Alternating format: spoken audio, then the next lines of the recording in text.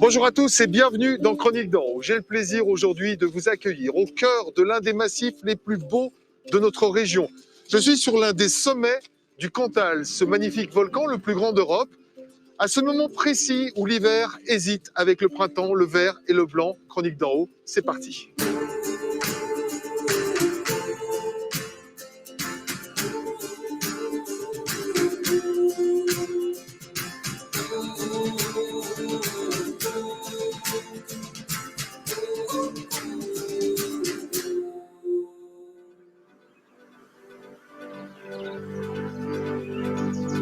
Le Cantal est le plus vaste volcan d'Europe. Au fil des temps géologiques, éruptions et érosions ont sculpté des paysages majestueux et inspirants pour ceux qui vivent ici. Benjamin s'est donné un but dans la vie, reconstruire un château en ruine à la seule force de ses mains. Son objectif, vivre en totale autonomie. Son secret, se donner tout le temps qu'il faudra. Plus haut dans la montagne, le vin d'une cuvée exceptionnelle est sorti du Beuron par une grande chaîne humaine. Cette tradition à l'origine familiale est devenue une fête annuelle qui attire beaucoup de monde. Jean-Jacques est fier de son titre de champion de France de fondue. Les Savoyards n'ont qu'à bien se tenir car sa recette n'utilise que des fromages d'Auvergne et une spécialité locale, la gentiane.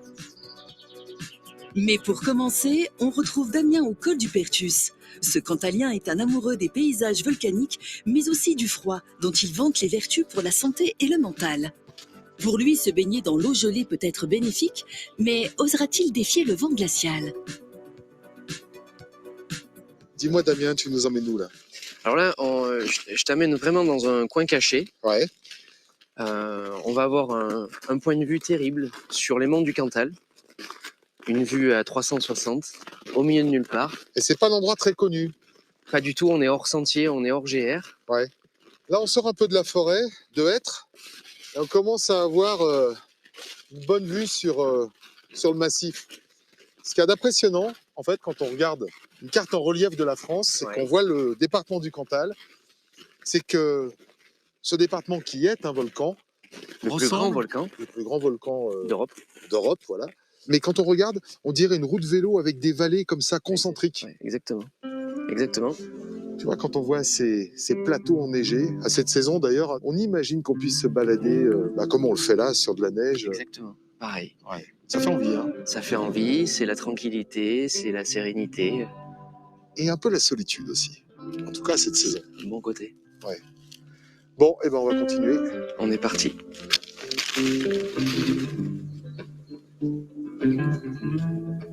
Damien, tu es originaire du Cantal. Pur beurre. Pur beurre. Ah oui. Mes grands-parents étaient d'un côté agriculteurs, de l'autre menuisiers. Et j'ai appris plein de choses en fin de compte auprès d'eux, auprès de mes parents, auprès des potes. Et notamment cet attachement au territoire, à la montagne, aux rivières. C'est juste magique. Alors on est vraiment au bout du monde. Les vallées sont magnifiques, les villages sont médiévaux. Et puis le paysage, ben voilà, tu vas nous le faire découvrir. Bon, on monte sur le... Comment il s'appelle celui-là déjà? Alors on monte, certains appellent ça le lac d'Anjoubert, d'autres le lac Joubert, d'autres le plateau Joubert. Donc on monte là. On monte là-haut. Voilà, c'est direct. 200 D+.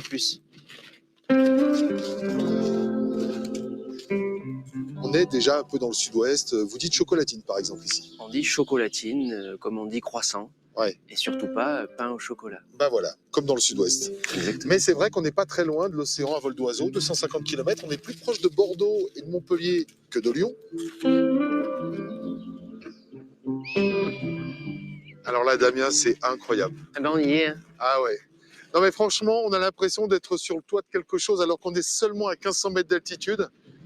Et puis, cette petite neige d'avril, là, donne encore plus l'impression d'être en haute montagne. C'est sublime. Tu vois, ce volcan là en face, donc c'est le plomb du Cantal. Plomb du Cantal. Il a exactement la même tête que les volcans qu'on peut trouver en Islande. Sans végétation, avec des pentes douces de chaque côté. Ce petit dôme là. Ouais. Donc 1855, ça fait. Ouais, c'est un peu moins haut que le Sancy, mais c'est beaucoup plus vaste, hein, le massif. Ben, là, tu vois la grandeur du massif. C'est ce qui est génial. C'est pas partout qu'on voit ça. Et là, avec les deux vallées, la Serre et la Jordanne, on voit vraiment l'immensité du massif. Et surtout avec un panorama incroyable. Parce que là, on voit le massif, le cœur du massif. Mais là-bas, on va très très loin. On imagine presque l'océan, ce qui n'est pas le cas, hein. Mais on l'imagine. Vue sur l'Aveyron, la Corrèze, Bon, alors il fait pas chaud, je l'ai dit, mais toi, tu es un amoureux du froid. j'aime bien. Et ce type, croyez-moi si vous voulez, va aller se baigner dans la petite mare qui est là. C'est pas quelque chose qu'on fait n'importe comment, parce que ça Ouais. peut être dangereux. On est bien d'accord là-dessus. Il faut être habitué quand même. Surtout Ouais. là, avec des conditions comme ça, je dirais pas à tout le monde d'y aller, quoi. Vaut Ouais. mieux quand même prendre 2-3 cours avec des instructeurs certifiés. Et puis après, ben, y aller de son propre gré. Mais commencer déjà par des douches froides à la maison et s'habituer au froid par le biais de techniques de respiration, ça aide quand même à se sentir bien mieux. En quoi est-ce que le froid peut aider à se sentir mieux dans sa tête?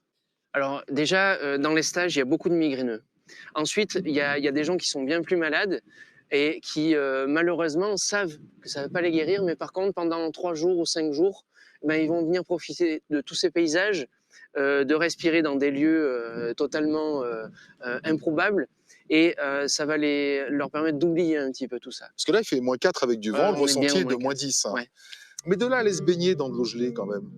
Ben, dis-toi que déjà, il fait plus froid là que dans l'eau Ah bah ça, je viens de croire, mais à un moment, il faudra que tu ressortes en et maillot c'est de bain. là où il va falloir se dépêcher. Ouais, moi j'adore l'idée. T'as dit que tu le ferais, Il tu faut vas le s'y faire. filer, on va s'y filer, il n'y a pas de souci, il y a pas de souci.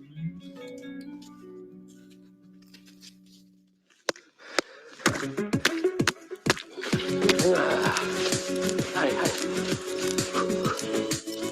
Alors là, Damien, il est en train de courir pour se réchauffer parce qu'évidemment, comme il y a du vent et qu'on a passé un petit peu de temps à discuter, il fait le tour là du plateau pour prendre un peu de chaleur.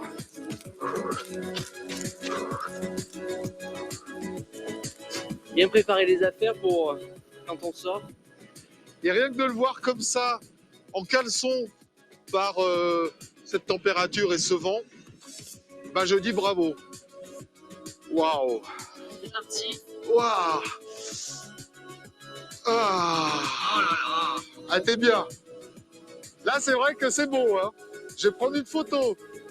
C'était important que tu cours avant quand même pour te réchauffer. Ben, il faut quand même chauffer un peu le corps, quoi, parce Ouais. qu'en plus on a pris un peu froid tout à l'heure, Ouais. donc il faut pas aller dans l'eau froide déjà avec un corps froid. Ouais. Faut déjà chauffer, quoi. Là, pareil, il y a tout un tas d'activités en préparation avant d'aller dans le bain froid, quoi. On n'y va pas comme ça. Faut vraiment bien chauffer le corps.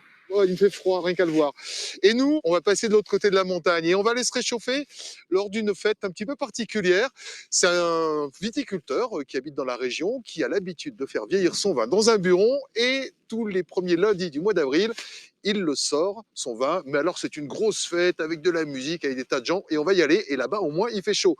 Quoique c'est pas sûr parce que je vois que ça va se couvrir un peu, il y aura du vent aussi, mais bon.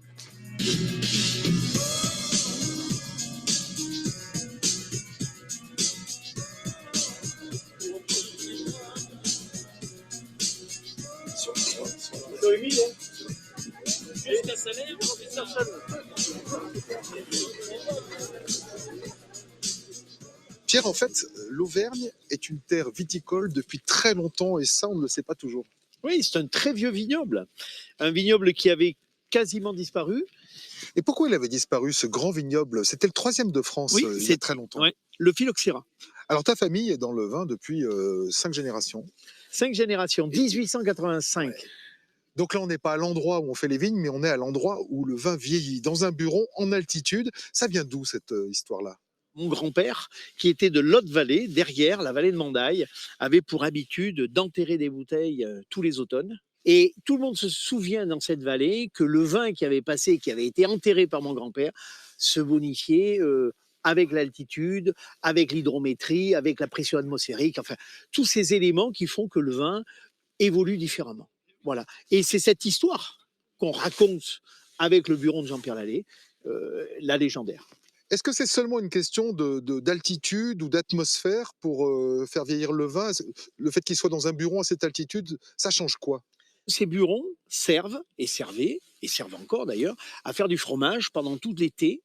Et tous les hivers, on affine ces pièces de Cantal dans les burons.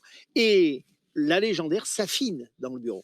Alors, une fois qu'on avait commencé, enfin, que ton grand-père avait commencé à planquer ses bouteilles un peu partout dans la montagne, il s'est dit peut-être que dans un bureau, c'est plus simple, ça affine dans un bureau, mais le problème, c'est que, eh ben, après, il faut les sortir. Oui. Et c'est là où les copains, à l'origine, ont été de bons secours. Oui, alors, comment sortir des bouteilles sur 50 mètres avec un dévers un peu et puis, on n'est pas très riche dans le Cantal, donc on a besoin d'avoir de la main-d'œuvre pas chère. Et donc, on paye un casse-croûte à des copains et on leur dit écoute, tu vas passer une journée extraordinaire. Par contre, pendant une demi-heure, il va falloir sortir les cartons. Et c'est ce qu'on voit, c'est cette fameuse chaîne Chaîne qui est humaine. devenue d'ailleurs, bon, chaque année un événement hein, pour les gens d'ici. C'est très convivial. Il y a du saucisson, il y a du Cantal, il y a du Salaire, il y a un peu tous les produits locaux. Et puis, il y a des gens qui viennent de très loin. J'ai vu Antoine Duléry tout à l'heure. C'est un ami à toi? Antoine Duléry, je l'ai rencontré au sommet d'élevage. Et on a passé une après-midi extraordinaire à raconter des histoires autour de bien sûr du vin. Et je lui ai raconté la légendaire et il m'a dit si je suis libre, je viens. Et il est là. Et il est là. Je vais aller le voir d'ailleurs. Merci à toi, Pierre. Ciao. Tu vois, on était en train de travailler, ils sont en train de faire la chaîne là. Mais c'est un chouette moment partagé. Et puis quand même, face à ce paysage qui est celui du C'est quand même Cantal, top. bah, franchement, le Cantal, à cette saison en plus, avec le contraste des couleurs, je trouve ça. Et puis tu sais quoi? Ce nuage-là, gris, fait partie quand même du caractère de ce pays. Moi, j'aime bien ces ciels-là. Il y a une ambiance particulière hein, le jour de la légendaire, le jour où on sort ces fameuses bouteilles de la cave. Là, c'est typique Ouais. de la région, de Ben cette ouais, région profonde. je l'ai découvert. Il y a effectivement, encore une fois, une grande humanité, et tous ces gens qui se retrouvent. On vit quand même dans un monde maintenant très individualiste. On voit que c'est pas facile. Hein, on va pas en reparler en ce moment, mais c'est pas la période la plus facile pour les Français. Et de revoir d'un coup ça, c'est formidable, une espèce de fraternité qu'on a un peu perdue, et surtout dans les grandes villes, je dirais. Ben moi, voilà, je la retrouve ici, et je trouve que les gens sont heureux d'être là, ils s'aident. Il y a une confrérie de l'amitié qui est formidable. Et puis on mange bien et le vin est bon. Alors, je suis pas d'accord avec vous. Le vin est dégueulasse. La viande est pourrie. Non, c'est sublime. C'est un pays merveilleux. On a un pays merveilleux, et cette région particulièrement est une région merveilleuse. Non loin de là, le village de Salaire dresse sa silhouette médiévale sur un piton qui domine les flancs du volcan. C'est l'un des plus beaux villages de France.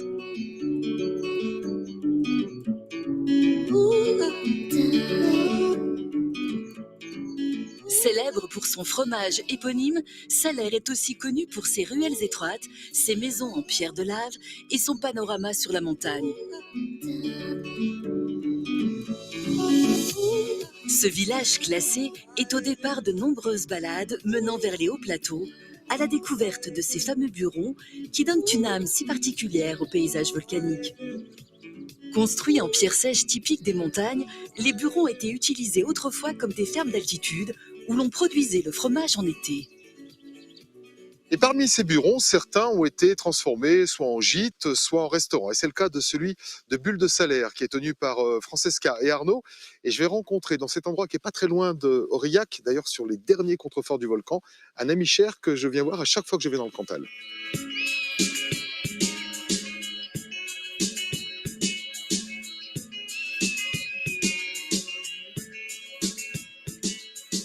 Évidemment, si vous venez dans le Cantal, vous n'y couperez pas. Vous serez à un moment ou à un autre confronté au plateau de fromage d'Auvergne. Et j'ai été littéralement convoqué par mon ami Jean-Jacques Vermersch ici pour goûter une fondue. Mais alors, pas n'importe quelle fondue, une fondue auvergnate. Et pas n'importe quelle fondue auvergnate, puisque tu es champion de France de fondue 2022. C'est pas une blague, ça existe, c'est écrit là. La recette est particulière. Elle est en train de chauffer. Je peux vous dire que ça prend du temps, que c'est un tourne-main, tout ça. Arnaud est dessus, là, vous le verrez tout à l'heure. Et dans cette fondue, ce qui est extraordinaire, c'est qu'il y a les 5 fromages AOP d'Auvergne.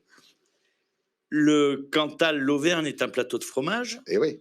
On s'est dit, on va essayer d'assembler tous ces fromages.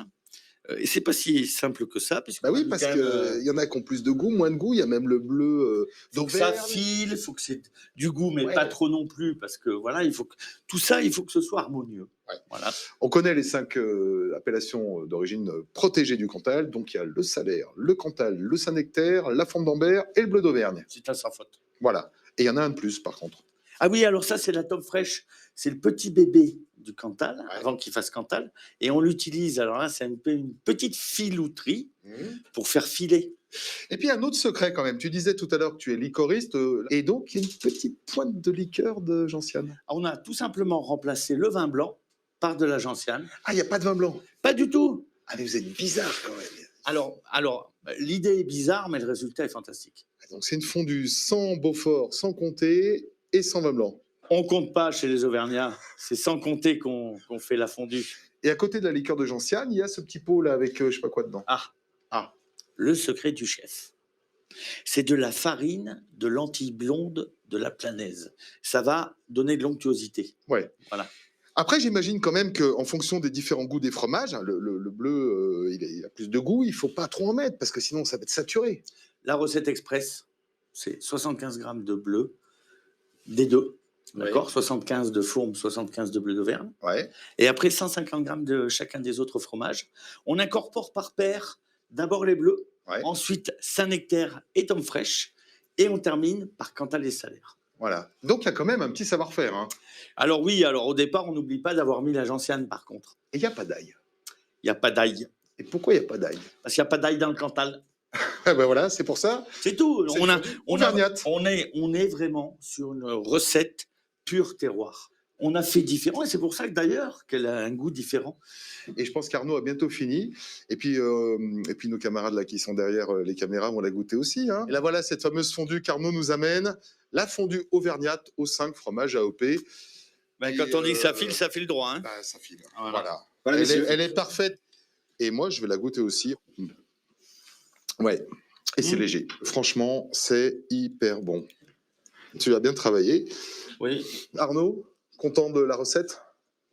On a eu une chance inouïe d'avoir Jean-Jacques qui nous a proposé sa recette. Ouais. On a essayé beaucoup de fois avec ma femme, qu'avec des fromages du Cantal. C'est pas évident. Ouais. C'est une question d'équilibre. Je crois que c'est une question de maîtrise. Et Alban là-dessus est un maître et a su faire fondre et mélanger ces fromages. Et les clients les plus dubitatifs y reviennent volontiers. Ouais. Et je suis pas dubitatif, mais j'y suis revenu et volontiers aussi.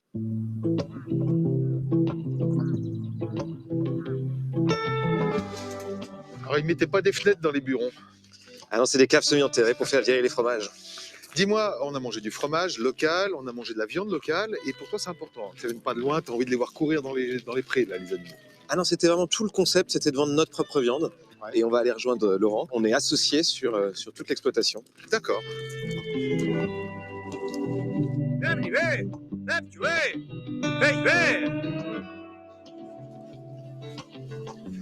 Salut Laurent. Bonjour. Tu vois, il y a quelque chose qui me fascine, c'est l'intégration de ces vaches avec ce paysage, avec cette couleur vive, ces poils, parce qu'il fait froid, non? Ben, c'est la race emblématique du département. Elle a été spécialement conçue à Cajou pour se repérer dans les grands alpages verts, puisqu'on est le département du Cantal, c'est le pays vert. Oui, en été. Là, en ce moment, il y a de la neige, mais enfin, elles sont en bas. L'hiver, on est le pays blanc, l'été, l'été, c'est le pays vert. Et alors, son caractère, parce qu'elle a l'air sympa comme ça, enfin, tu vois, là, on est tranquille au milieu du troupeau. Oui, c'est une vache. T'es là, non? Non, c'est une vache qui est très très facile à élever, un caractère bien trempé, caractériel, comme les Auvergnats, comme les Cantaliens, entre autres. Mais c'est une vache facile à élever, très très intelligente. Gentil. Et elle, c'est qui, là? C'est ma nouvelle copine? Elles sont comme dans l'ancien temps, ici, chez moi, Ouais. toutes leurs vaches à leur petit nom. Donc là, c'est Octavie, là-bas, c'est Armade, Norvège. Alors, ce sont des vaches à lait, à viande? Non, je ne te mets aucun mal. C'était une race mixte. Ouais. Et là, je parle à Arnaud, donc le chef du bureau. C'est une viande qui est facile à travailler, qui est tendre. Tu nous as dit que c'était pas si tendre que ça au premier abord. C'est reconnu comme une race rustique. Ouais. Donc c'est moins gras, donc moins tendre que des races qu'on connaît plus pour la viande, donc qui sont plus reconnues comme la charolaise.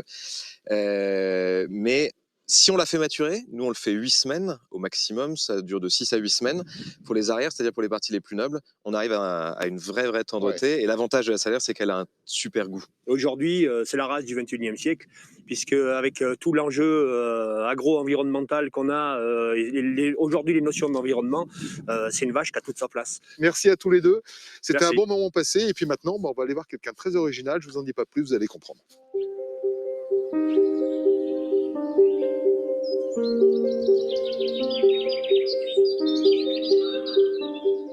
Le personnage qu'on va rencontrer maintenant est hors du commun. Il a décidé justement de vivre hors du temps et de devenir indépendant vis-à-vis de la société de consommation. Alors pour cela, il fabrique tout lui-même, ses vêtements, sa nourriture, ses outils.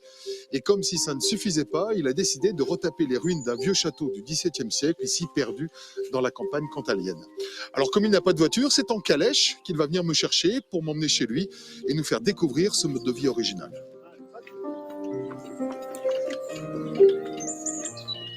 Dis-moi, tu t'es installé quand dans le Cantal, Benjamin? En 2017. Avec ce projet dans la tête déjà? Oui.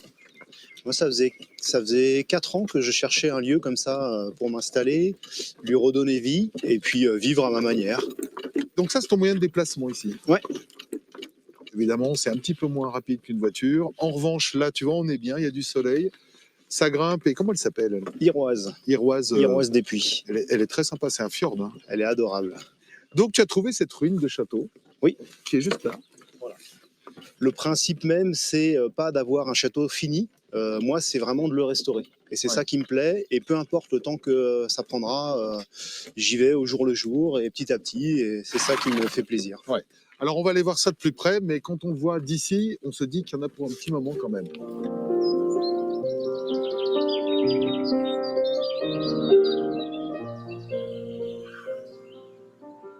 Alors Benjamin, on arrive sur le site de ce petit château.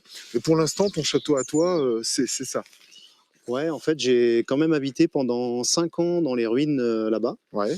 Et alors, quand je disais tout à l'heure que tu fais tout par toi-même, c'est un mode de vie, mais c'est aussi une façon de travailler. Hein. Tu récupères, on voit des tas de lauses, du bois, enfin voilà. Ouais, il y avait des gros tas de gravats ici quand je suis arrivé avec la forêt et la friche. Ouais. Et j'essaye de réutiliser au maximum ce qu'il y a sur place pour reconstruire. Donc on les a stockés ici en attendant. Et puis là, depuis 1 mois, on commence à les retailler. Ça fera la toiture de la future maison. Alors pour les vêtements, il y en a certains que tu as fabriqués toi-même, notamment ce que tu as sur la tête. Moi j'adore parce qu'il y a la petite lumière quand même pour se balader la nuit. Ouais. On a tué des ragondins à la rivière. On en a fait des pâtés. Et puis la peau, pour ne pas la jeter, on l'a tannée. Et ça m'a permis de faire une chapka voilà, pour avoir chaud l'hiver. Alors, on va aller voir ta maison parce que l'objectif numéro 1, c'est d'abord d'habiter dans cette maison. Tu l'as dit tout à l'heure, le château viendra plus tard. Il faut imaginer que quand tu es arrivé, on voyait quoi? Des broussailles et peut-être 1 mètre de mur. On a commencé par déblayer tout autour, à l'intérieur aussi. Il y avait aussi la forêt, donc il fallait défricher d'abord, ensuite déblayer. Et ensuite, j'ai commencé par la maçonnerie du rez-de-chaussée. J'ai refait l'ouverture là-bas, j'ai refait toute la façade au sud. Et toute la charpente a ensuite été taillée à la main aussi. Tu m'as dit que tu fabriquais toi-même tes clous. Tu avais une forge. Oui. On peut aller la voir? Ouais. Forge. Donc tu n'es pas forgeron, ça aussi tu as appris sur le tas. Je suis charpentier de métier, ça fait 17 ans que je fais ce métier. Par contre, tous les autres métiers, j'ai dû apprendre vraiment en faisant, et notamment la forge. Mais alors comment tu apprends les choses que tu ne connais pas? J'apprends de mes erreurs. Et j'accueille aussi des stagiaires bénévoles. Et là, c'est aussi un partage. Donc, je leur apprends, moi, mon métier et ce que j'ai appris aussi à côté. Et eux m'apprennent aussi des choses, leurs spécificités. Oui. Donc, tu travailles ici et sous la pluie parce qu'il n'y a pas de toit encore. Hein. Il n'y a pas de toit dans le château. Alors, il y a pas de toit ici, à part cette petite pièce à côté. Je peux te montrer si tu veux. Ah bah oui.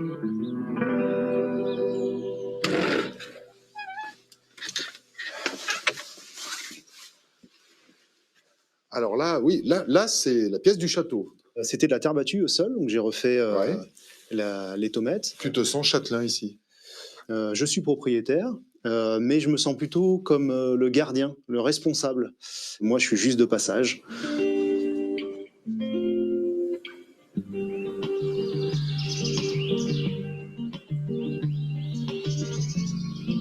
Donc ça, la forêt, elle est à toi, jusqu'en bas. Hein. Ouais, il y a 5 hectares là. Ah oui, quand même.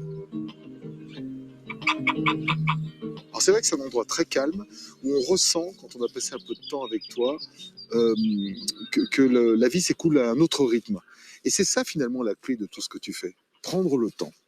Ouais, je pense. Déjà en ville, je me sens stressé, je me sens pas bien, et dès que je me retrouve dans la nature, ça va mieux. Donc ma place, elle était ici. Tu fais partie aussi des gens qui pensent qu'un jour ou l'autre, on vivra plus dans ce type de société hein, où la consommation est reine.